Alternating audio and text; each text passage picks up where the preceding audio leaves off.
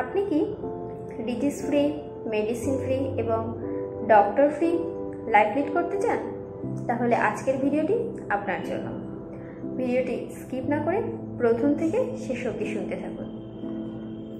Namaste to all, I am Rupa Mallick. আজকে আমি কিভাবে একটি ডিজিজ ফ্রি, মেডিসিন ফ্রি এবং ডক্টর ফ্রি লাইফ লিড করা যায় সেই সম্পর্কে আপনাদের বলবো। একটা বাড়ি তৈরি করতে গেলে যেমন বাড়ির পিলারকে খুবই মজবুত সহকারে তৈরি করতে হয়, সেটা যদি না হয় তাহলে বাড়ি যেমন কিছুদিন পরে ভেঙে যায়, ঠিক তেমনিভাবেই আমাদের হেলথেরও 7টি পিলার রয়েছে। তো এই 7টি পিলারকে যদি আমরা সঠিকভাবে এবং সঠিক উপায়ে মেনটেন করতে পারি তাহলে দীর্ঘদিন ধরে একটি ডিজিজ ফ্রি, মেডিসিন ফ্রি এবং ডক্টর ফ্রি লাইফ লিড করতে সক্ষম হব। তো চলুন জেনে নেওয়া যাক সেগুলো কি কি। নাম্বার 1, ওয়াটার ইনটেক, অর্থাৎ আমাদেরকে সঠিকভাবে জলপান প্রতিদিনই করতে হবে, ওজনের অনুপাতে জলপান করতে হবে। নাম্বার 2, এক্সারসাইজ, প্রতিদিনই আমাদের এক্সারসাইজ করতে হবে।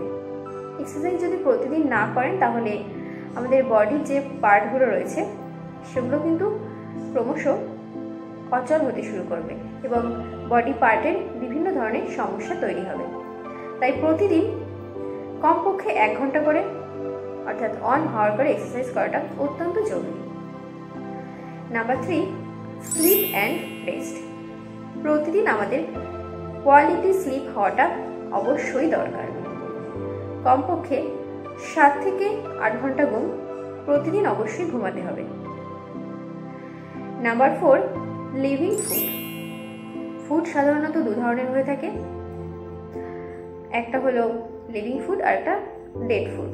তো ডেড ফুডের মধ্যে রেস্টুরেন্ট আইটেম রয়েছে, ফাস্ট ফুড রয়েছে, আর লিভিং ফুডের মধ্যে ভেজিটেবল, ফ্রুটস, হোল গ্রেন এই সমস্ত কিছু রয়েছে। তো লিভিং ফুড যেগুলো আছে সেগুলো কিন্তু অবশ্যই বেশি বেশি করে প্রতিদিনই খেতে হবে। Number 5, detoxification. আমাদের শরীরে বিভিন্ন কারণে টক্সিন প্রবেশ করে, তো এই টক্সিনগুলোকে অবশ্যই আমাদের বিভিন্নভাবে বের করতে হবে।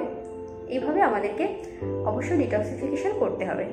তো সেটা আপনারা সকালবেলায় এমটি স্টোমাকে 400 ml উষ্ণ গরম জল যদি পান করা যায় তাহলে কিন্তু লিভার খুব ভালো ডিটক্স হয়। এইভাবে আরও বিভিন্ন উপায় রয়েছে, সেই উপায়গুলো মেনটেন করতে হবে এবং এই উপায় মেনটেন করে আমাদের বডি ডিটক্স করতে হবে। এরপর নাম্বার 6, নিউট্রিশন সাপ্লিমেন্ট।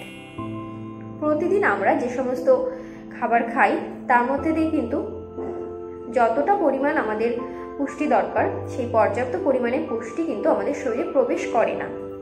এই জন্য আমাদেরকে সাপ্লিমেন্ট অবশ্যই ব্যবহার করতে হবে। এরপর সব থেকে শেষ পিলার অর্থাৎ 7 পিলার হলো পজিটিভ মাইন্ডসেট। সব সময় প্রতিটি বিষয় আমাদের পজিটিভ থিঙ্কিং করতে হবে।